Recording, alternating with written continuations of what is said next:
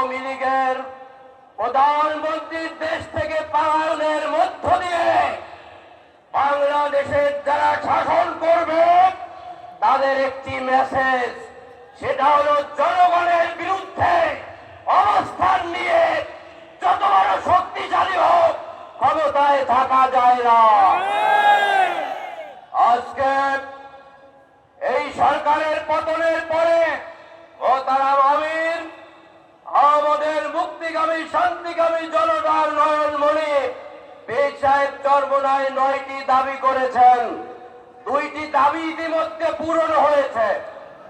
একটি হলো একটি অন্তর্বর্তীকালীন সরকার গঠন করতে হবে, আর একটি হলো তত্ত্বাবধায়ক সরকারের উপদেষ্টার মধ্যে একজন আলেম নিতে হবে।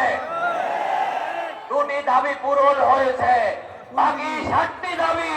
তার মধ্যে একটি অন্যতম দাবি হলো এতদিন যারা গণহত্যা চালিয়েছে বিশেষ ট্রাইব্যুনাল করে তাদের বিচার করতে হবে। এই যে তরুণ ছাত্ররা রক্ত দিয়েছে, ওরা নিজের ভোট এখন পর্যন্ত দিতে পারেনি।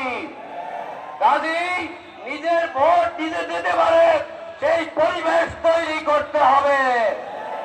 আগামী দিনে কোন সন্ত্রাস, চাঁদাবাজ এবং টেন্ডারবাজদের বাংলাদেশে ক্ষমতায় যেতে দেওয়া হবে না।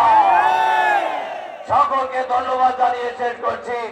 আগামী দিনের সংগ্রামে আমরা স্বতঃস্ফূর্ত অংশগ্রহণ করব, কর্মসূচি পালন করব, আশাবাদ ব্যক্ত করে সকলকে ধন্যবাদ দিয়ে শেষ করছি। আল্লাহ হাফেজ।